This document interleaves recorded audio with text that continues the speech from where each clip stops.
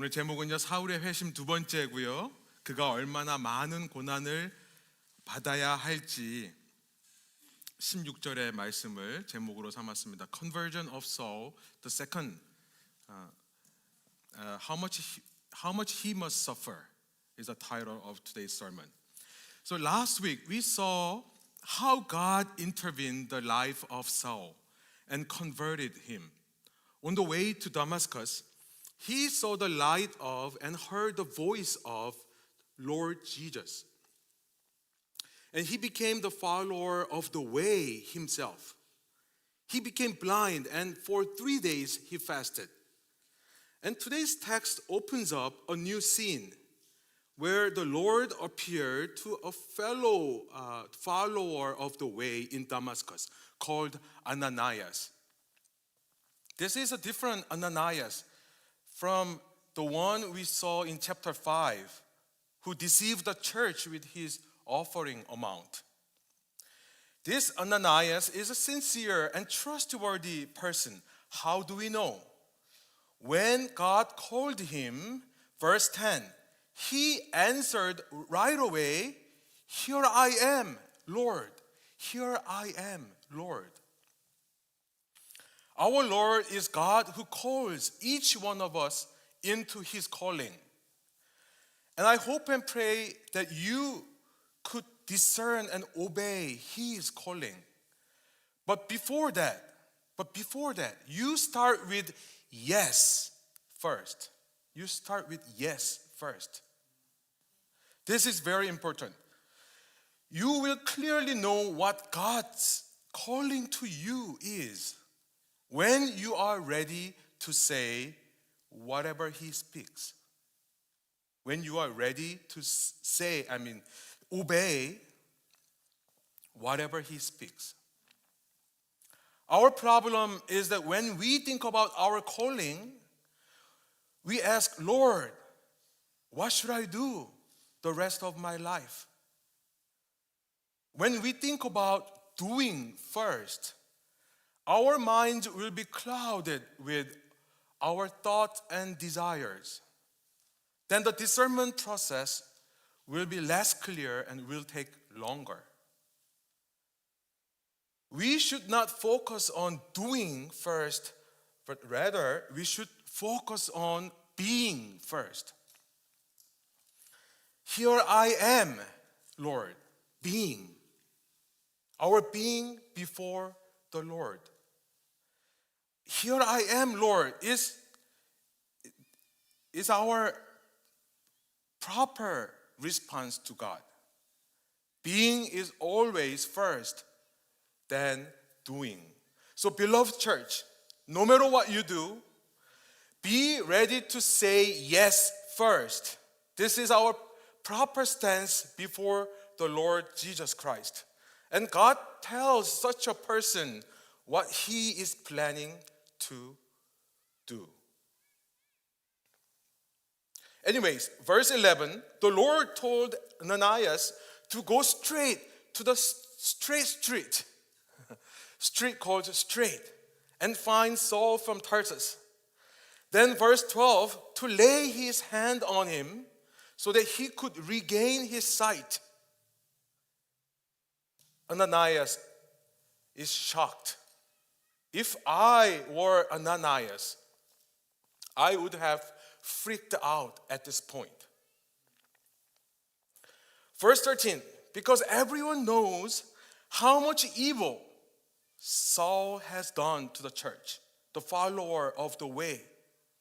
Verse 14, and now rumors say that Saul is here in Damascus with the official document from the court of Sanhedrin, which can bind and imprison the followers of the way, not just there in Jerusalem, but also here in Damascus.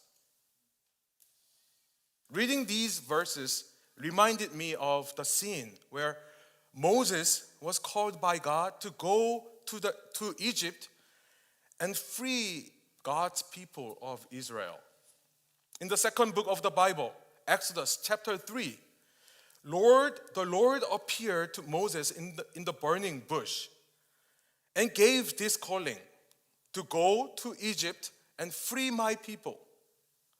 But Moses kept asking, who am I to go? Who am I to go and bring the people back to you out of Egypt? What should I do if they do not listen to me? So in Exodus chapter 4, the next chapter, verses 2 to 3, the Lord told Moses to throw his staff on the ground.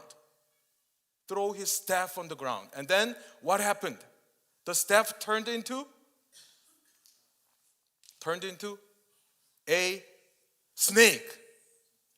Right? This is crazy, by the way.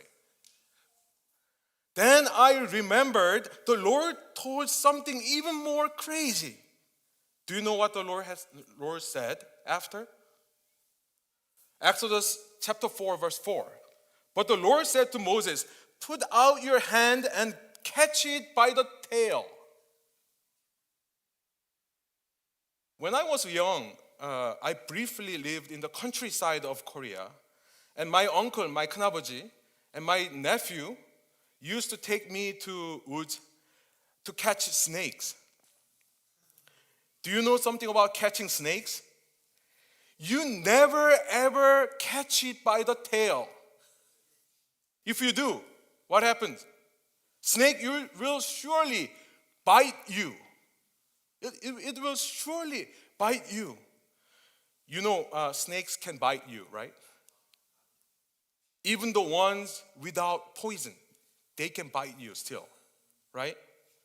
So it is a common sense that when you catch snakes, you catch by the head. Oh, come on. But why the Lord asked Moses to catch the former staff now turned snake by its tail? The same Lord is now telling Ananias to go to the notorious and evil persecutor of the church and lay hands on him like this. Lay hands on him like this. What if the evil Saul bites back?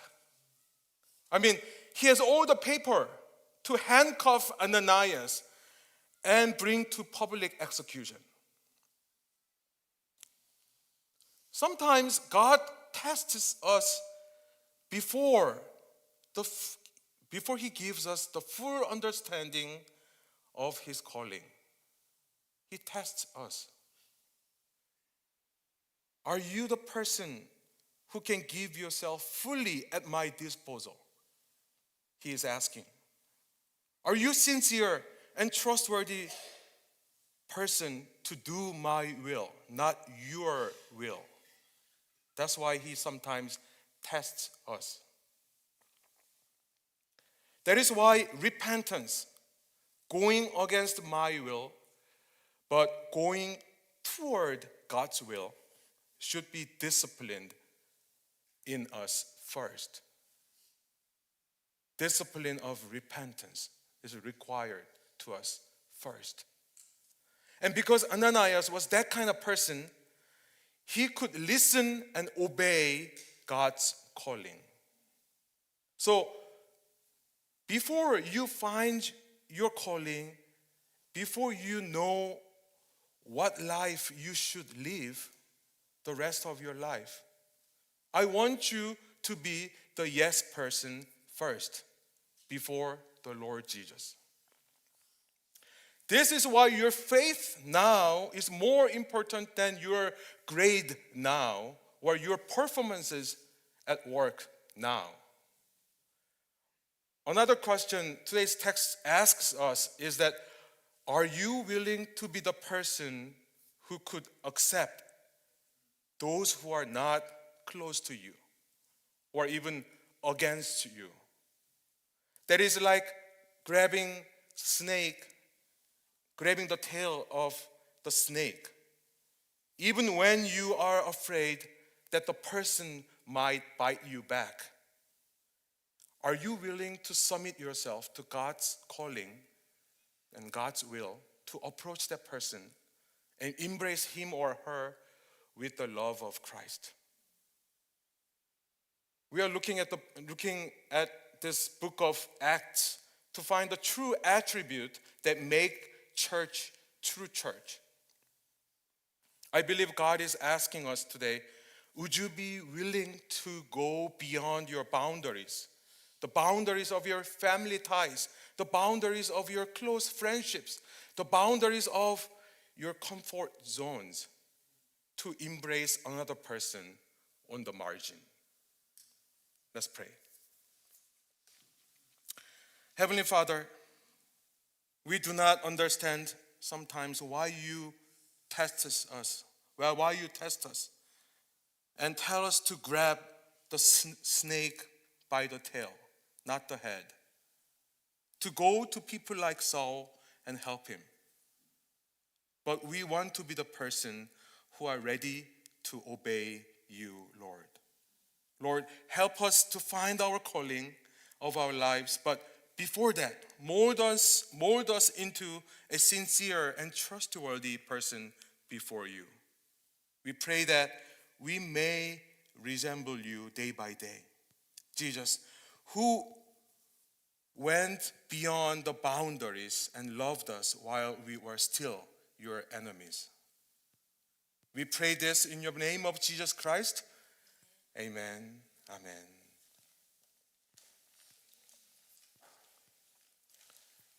네, 우리 15절, 우리 아이들과는 14절 정도까지 나눈 것 같은데요.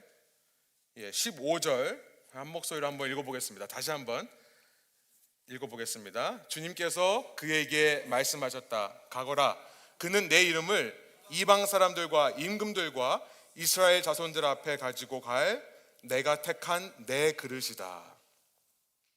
사울은 교회의 역사에 정말 큰 위협이 되는 사람이었습니다. 머리도 좋으면서 행동을 잘하기도 하고, 보통 머리 쓰는 사람들은 엉덩이가 무겁거든요. 그런데 머리도 잘 쓰면서 행동까지도 잘하고요. 게다가 모든 일에 열심이었어요. 정말로 적이 되고 싶지 않은 사람인데 적이 되어버렸습니다. 그런데 하나님께서 그런 사람을 변화시키세요. 가장 예수님을 핍박하고 교회를 힘들게 한 그 사람을 주님께서 바꾸시니 15절에 보니까 뭐라 그래요? 그가 이방 사람들과 왕들과 이스라엘 자녀들에게 예수의 이름을 들고 가는 위대한 선교사가 될 것이다. 15절에서 너무나 중요한 단어가 있습니다. 그를 가리켜서 하나님께서 내가 택한 내 그릇이다 라고 하시는 말씀이에요. 내가 택한 내 그릇이다. Chosen instrument of mine. instrument라고 번역했지만 vessel, 그릇이라는 말입니다. 당시 그리스 문화권에서는 사람의 육체를 가리켜서 그릇, vessel이라고 표현을 했어요. 사람의 영이 이 세상 동안 잠깐 그 육체에 담겨 있다가 육체가 죽을 때 다시 영의 세계로 되돌아간다, 이렇게 생각을 했거든요. 하나님께서 사울을 가리켜서 내 그릇이라고 한 것은 그가 지금은 비록 사탄의 영이 담겨서 하나님을 대적하는 영이 담겨서 그렇게 하나님의 적처럼 살지만 내가 그 영을 끄집어내고 내가 내 영을 집어넣으면, 성령을 집어넣으면 그가 나를 위해 귀한 목적으로 사용될 것을 말씀하시는 것입니다. 저는 이 말씀이 얼마나 은혜로운지 모르겠어요. 내가 택한 내 그릇이다. 저와 여러분 모두 예수님이 택한 예수님의 그릇인 줄로 믿습니다. 그러나 더 중요한 표현은요, 그릇이라는 것이 아니라 내가 택한이라는 단어일 겁니다. 내가 택한. 우리의 구원은 나에게 달려있지 않고 나를 택하신 주님께 달려있다. 그런데 주님은요, 우리 같으면 금으로 된 그릇, 은으로 된 그릇, 쓰기 좋은 그릇, 아주 보기 좋은 그릇을 택하실 수도 있는데요, 도덕적으로 성숙하고 인격적으로도 훌륭한 그런 그릇을 택하실 수 있는데요, 가만히 돌아보니까, 제 자신을 돌아보니까 하나님이 왜 나 같은 사람을 택하셨는가? 저 같으면 안 그럴 것 같은데 이해가 안 됩니다. 사도 바울은 어떤 사람이었습니까? 주님은요, 사도 바울을 보면 와, 쓰레기 같은 그릇을 택하셨구나라는 사실을 알게 돼요. 제 얘기가 아니라요, 사울이 자기의 모습을 돌아보며 훗날 이렇게 말합니다. 빌립보서 3장 4절부터 9절이에요. 하기야 나는 육신에도 신뢰를 둘만 합니다.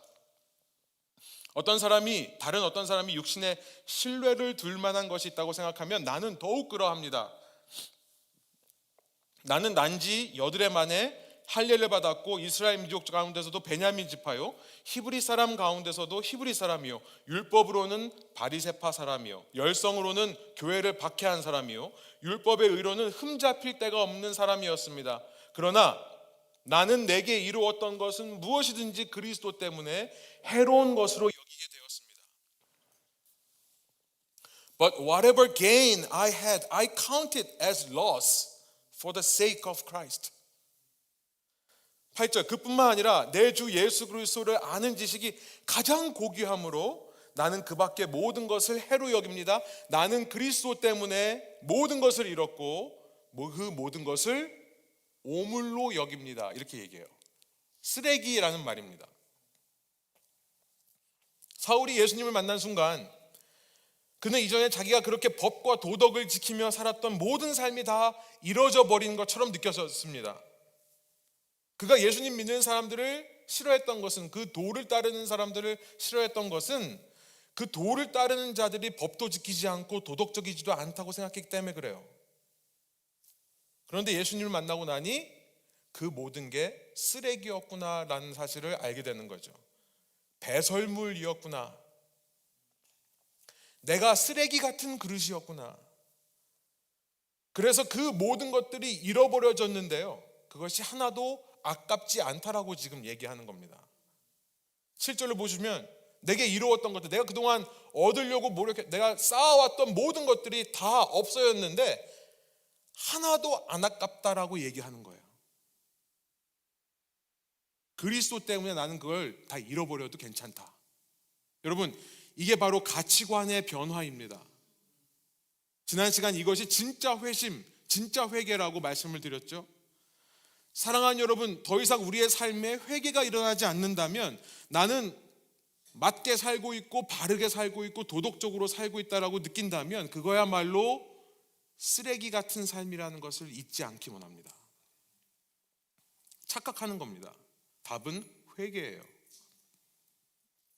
그래서 사울은 8절 9절에 이렇게 말합니다. 나는 그리스도를 알고 그뿐 아니라 내 주 예수 그리스도를 아는 지식이 9절, 그리스도 안에 있는, 나는 그리스도를 얻고 그리스도 안에 있는 사람으로 인정받으려고 합니다. 나는 예수님을 얻고 예수님께 인정받으면 됐다라고 선언하는 것입니다. 왜냐하면 그 쓰레기 같던 자신을 택하여 당신의 그릇이라고 말씀해 주신 그 하나님의 은혜란 조건 없는 사랑이라고 했죠. 그 은혜가 너무나 놀랍고 감사했기 때문에 그렇습니다. 그래서 그는 이제부터 자기는 예수님만 자랑하며 살겠다라고 결단을 하게 되는 거예요. 9절에 보면 그 자랑을, 하나님이 이전에 쓰레기 같던 내가 하나님 안에서 택한 그릇이 되었다는 그 사실, 그 자랑을요, 사도 바울은 그리스도를 믿는 믿음으로 말미암아 오는 의라고 얘기를 합니다.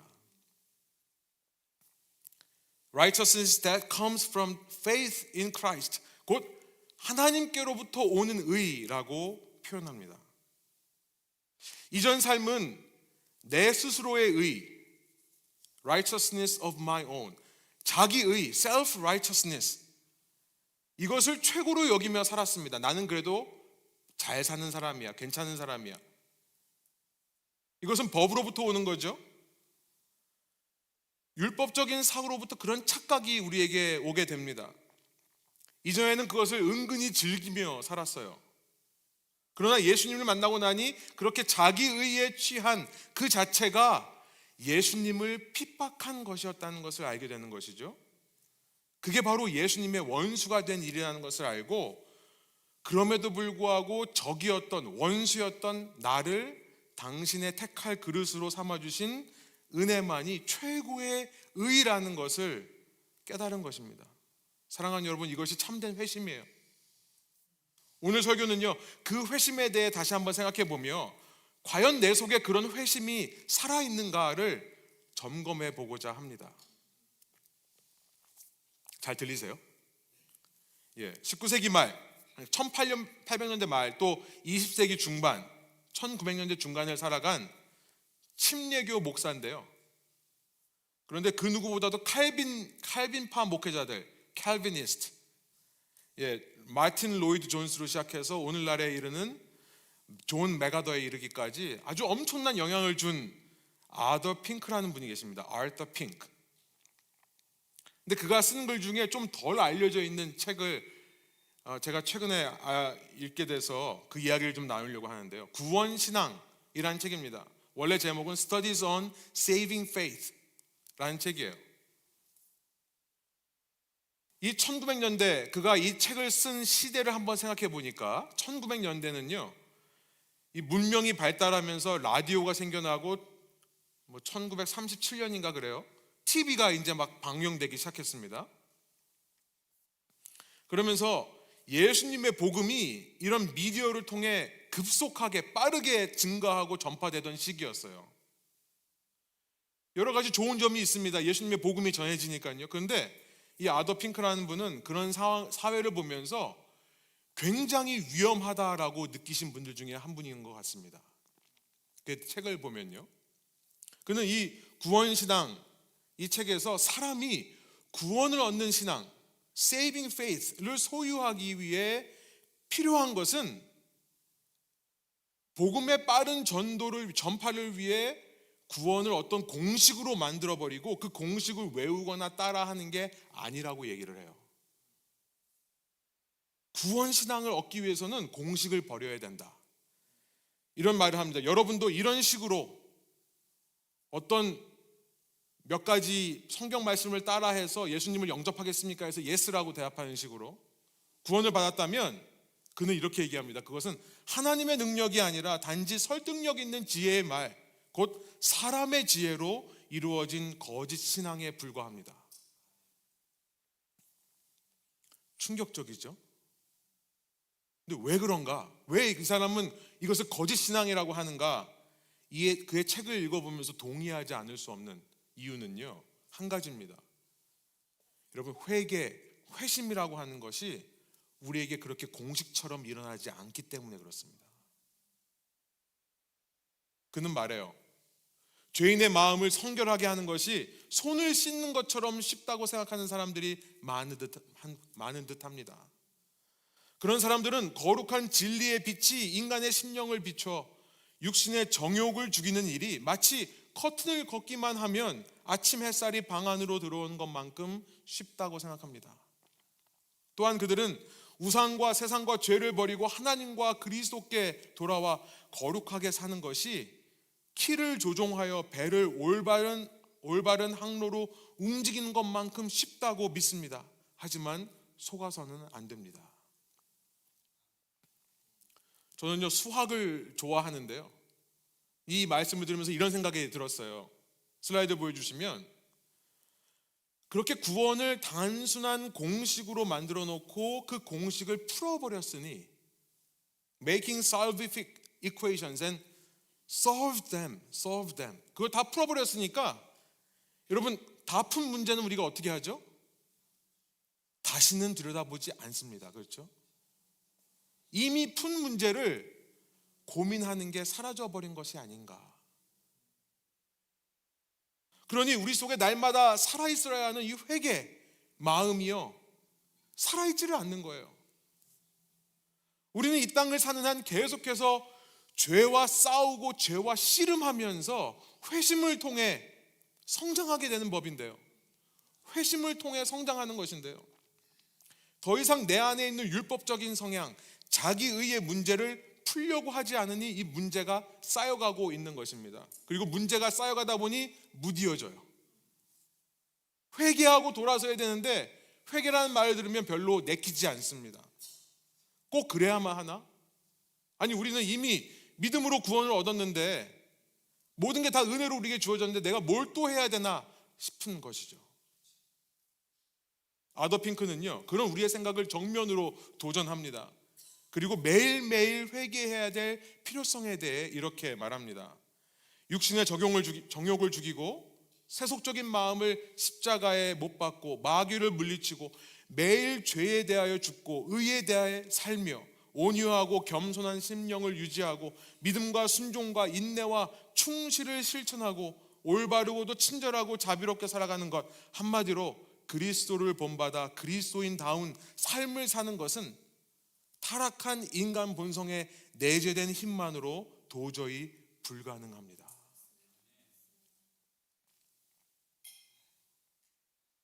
저는 이 글을 읽으면서 제 자신에 대해서 회개하게 되는, 할 수밖에 없는 제 자신을 봅니다. 정말 내가 예수님의 모습이 닮아가고 있는가? 제가 어제 제 아내에게 용서를 구했습니다. 내가 좀 더 예수님을 닮아가겠다고, 내가 좀 더 예수님을 닮은 모습을 보여야 되겠다고. 가만히 잘 있는데 가가지고 지난 시간 제가 회개에 대해 3가지를 말씀드렸죠.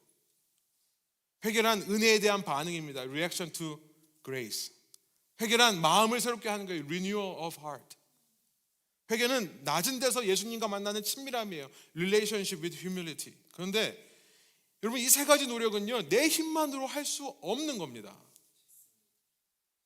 여러분, 우리가 왜 문제를 풀고 더 이상 안 쳐다보냐면 내 힘으로 했다라고 생각을 하기 때문에 그래요. 내가 할 수 있는 범위 내에서 이 3 문제를 다 풀고 난 이미 문제 없다라고 생각하는 겁니다.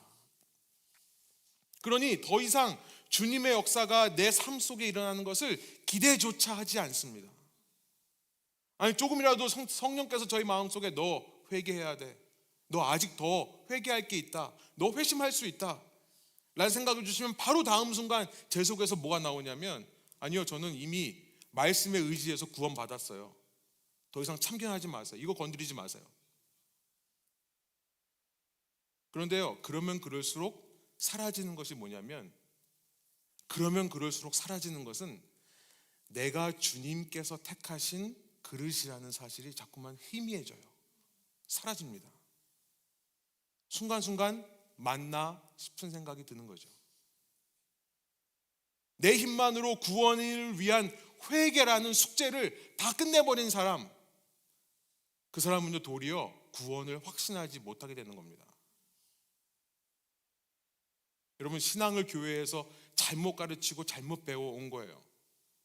우리가 구원을 확신할 수 있는 유일한 근거는요, 내가 모든 문제를 다 잘 풀었다가 아니라 하나님 앞에서 나는 쓰레기 같은 그릇이라는 것을 잊지 않는 겁니다. 그런데 우리 하나님은 그런 쓰레기 같은 그릇을 택하시는 분이더라. 그러니 하나님 앞에 나갈 수밖에 없죠. 엎드릴 수밖에 없죠. 주님, 나는 안 되네요. 나는 이거 풀 수가 없네요. 그러니 주님이 계셔야 됩니다. 이걸로 나갈 수밖에 없죠. 그냥 공식 외우고 문제 풀었다고 해서 당신은 크리스천입니다, 그러면 그 사람이 더 이상 하나님의 뜻을 묻지 않고 자기 마음대로 살아도 크리스천이라고 얘기하는 것, 어떻게 보면 복음을 많은 사람에게 전하는 것은 좋지만 이 당시에 동시대에 기독교를 비판한 본회퍼의 얘기처럼 혹시 값싼 기독교를 만드는 것은 아닌가, 싸구려 복음을 말하는 것은 아닌가. 여러분, 그 문제를 가지고 씨름하면서 주님께 도와달라고 하는 것을 통해서만 우리는 주님이 택하신 주님의 그릇이라는 것을 알게 되는 것입니다. 이런 얘기 들으면서 정말 내 안에 하나님이 살아계시는 게 맞나 생각이 들어서, 주님, 정말 저를 좀 불쌍히 여겨주세요, 이 믿음 없는 저를 좀 도와주세요라고 말한다면 바로 그 순간이 내가 내 스스로의 구원을 확신하게 되는 순간이 되는 것입니다. 그게 맞는 신앙이에요. 맞게 가고 있는 거예요. 예수님께서는, 그리고 성경을 보니까, 그러나 성경을 보니까요, 예수님은 신앙을 역설처럼 말씀하셨어요. 패러독스.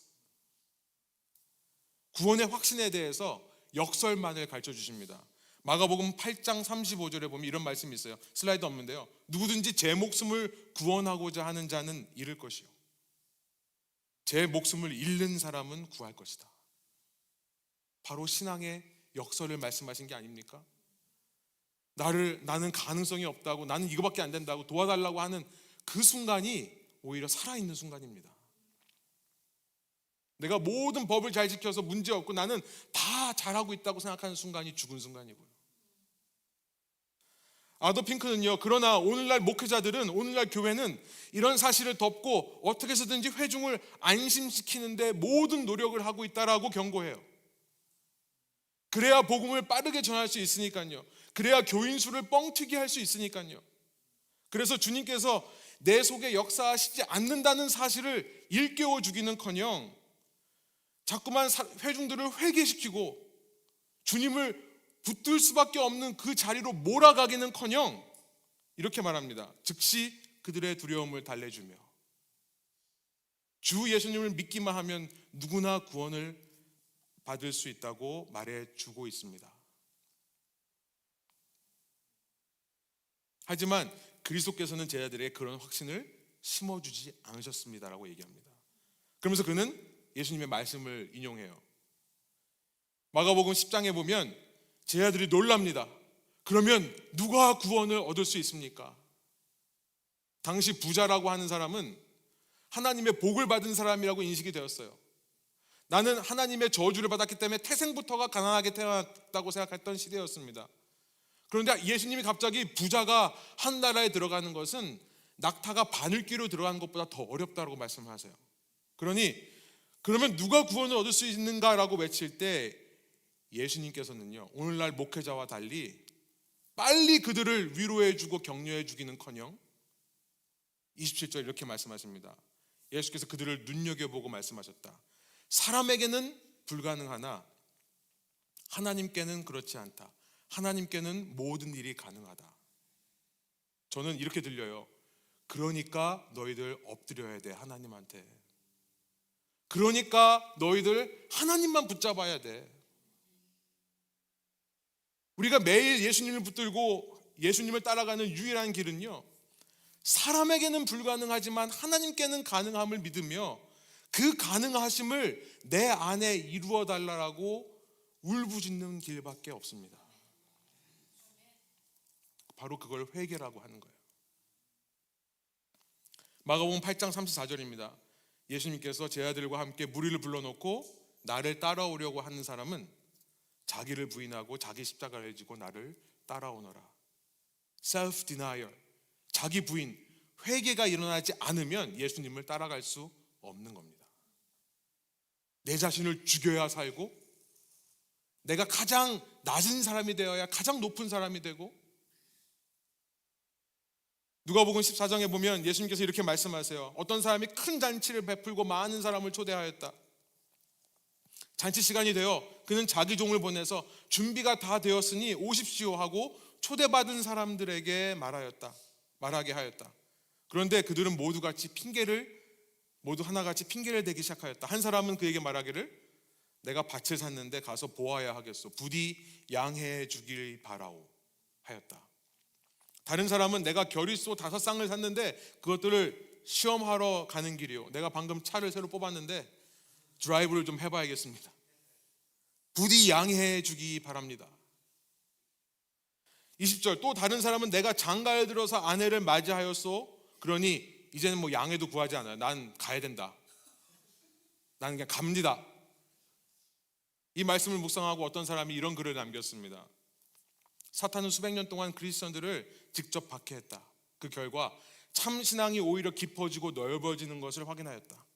그래서 이제는 새로운 전략을 사용한다. 등잔 밑이 어두움을 이용하는 것이다. 박해 대신 안일함으로 승부한다. 양의 탈을 쓰고 양 무리 가운데 있을 방법을 찾아낸 것이다. 그리스도를 따르는 데 필요한 자기 부인과 십자가를 말하지 않고 구원의 은혜만을 강조한다. 그로 인해 예수님께로 몰려들지만 예수님을 따르는 것은 정중히 거부하며 부디 양해를 구하는 사람들을 대량 생산한다. 제가 한 말입니다. 예수님을 따르려면 자기 부인이 일어나야 돼요. 자기 부인을 해야 되는데 자기 자랑나고 있는, 예수님을 따르려면 자기 부인이 일어나야 됩니다. 한 번 부인하고 끝나는 게 아니라 주님 앞에 갈 때까지 매 순간 자기 부인과 회개가 일어나야만 합니다. 주님을 붙잡아야 되는 거예요. 많은 분들이 물어봐요. 어떻게 하면 구원을 확신할 수 있습니까? 제가 지금까지 다른 얘기를 했었는데요, 이제부터는 그 얘기를 하려고 합니다. 확신할 수 있는 유일한 한 가지는 내가 정말 하나님이 필요한 사람인가 아닌가를 발견하는 것이다. 그런데요, 이 자기 부인이라는 것은 손해입니다. 손해예요. 다시 말해 고난이에요. 고난길입니다. 그러니 그 길이 쉽지 않아요. 매일같이 내 자신을 지워내고요, 예수님을 새겨 넣는 작업은 너무나 힘듭니다. 그런데 그게 제자들이 걷는 길, 제자도라는 거예요. 여러분, 예수님 믿었는데 예수님께서 자꾸만 나를 채워주시고 나를 높여주신다? 이런 분이 있다면 두 가지 중에 하나라고 생각이 들어요. 이제 막 거듭난 어린아이거나 갓난 아이거나, 혹은 성경에서 말씀하신 예수님과 다른 예수님을 믿는 사람입니다. 둘 다 이제부터 회개의 길을 가기 시작해야 되는 겁니다. 예수님을 따르려면 고난과 고통이 따라올 수밖에 없는 거예요. 그래서 오늘 본문으로 돌아오면 사울을 향해 이제 주님께서 아나니아를 보내서 눈을 뜨게 하고 주님의 택한 그릇으로서 15절 말씀하신 것처럼 이방 사람들과 왕들과 유대인의 자손들에게 가서 예수님을 전하는 귀한 사역으로 사용될 거다라고 말씀을 하시는데요, 그것만 말씀하신 게 아닙니다. 그가 얼마나 위대한 쓰임을 받을 건가만 말씀하신 게 아니라 16절 이렇게 해도 말씀하셨던 거예요. 함께 읽어볼까요? 그가 내 이름을 위하여 얼마나 많은 고난을 받아야 할지를 내가 그에게 보여주려고 한다. 사울이 하나님의 택하신 그릇이었기에 그가 회심해서 예수님을 전하는 선교사가 되었는데, 그 길은 승승장구하고 만사형통한 길이 아니라 예수의 이름을 위해 얼마나 많은 고난을 받아야 하는 길이었음을 깨닫게 되는 것입니다. 왜냐하면 그래야 사울이 끝까지 예수님만을 붙잡게 되기 때문에 그래요. 회개는 고난입니다. 버리는 것이기 때문에 그래요. 누가복음 14장 25절 보면요, 이렇게 말씀하십니다. 많은 무리가 예수님과 다녔어요. 그런데 그들이 참 제자였던 것은 아닙니다. 오직 제자만 최종 구원을 얻습니다. 무리는 아니에요. 그래서 예수님은 그 많은 무리가 따라오는데 25절 표현이 정말 기가 막힙니다. 예수님께서 돌아서세요. 돌아서서 말씀하셨다라고 기록되어 있습니다. 무리가 가고 있는 방향과 예수님의 방향이 정반대로 대치되는 겁니다. 예수님은 이런 자세를 통해 너희가 가려고 하는 방향은 내가 가고자 하는 방향과 다르다는 것을 보여주시는 것 같습니다. 마치 하나님 편에 서 있다고 착각했던 사울에게 충격을 주신 것처럼, 그리고는 26절에 이렇게 말씀하세요. 너희들 부모를 미워해야 돼. 내가 가는 길을 가려면 너 부모 미워해야 돼. 너 배우자 미워해야 돼. 너 자녀 미워해야 돼. 형제자매 미워해야 돼. 뿐만 아니라 너 목숨까지도 미워해야 돼. 그러지 않으면 내 제자가 될 수 없다. 너 최종 구원에 이르지 못한다. 진심입니까, 예수님? 미워하라는 것을 덜 사랑하다라고 포장하는 이야기들이 있는데요, 맞습니다. 덜 사랑하는 의미예요. 그런데 이 미워하다는 말은 그 속에는 싫어하고 역겨운 것으로 여기라는 의미도 들어 있습니다. 오늘날 누가 이런 이야기를 하죠? 다 교회 떠날까 봐 눈치 보느라 진리를 말하지 못하는 것은 아닌가. 그런데 성경에는요, 이런 말을 들으면 열받아 가지고 떠나는 가짜들이 있는가 반면, 이런 말을 들으면 부담스러워서 열받아서 확 가버리지 못해도 그냥 정중하게 사양하는 가짜들이 있는가 반면에, 이런 말을 들으면 들을수록 그렇군요 주님, 내가 이걸 미워해야 되는데 미워하지 못하네요. 나는 정말 할 수 없네요. 그러니까 주님이 좀 도와주세요. 주님이 이 상황 가운데 좀 개입해 주세요. 라고 말하는 진짜들이 있더라는 것입니다. 그리고 그런 자들이 세상의 가족을 잃고 혹은 세상의 소유를 잃고 어려운 일을 당하지만 그러나 시력을 회복해요.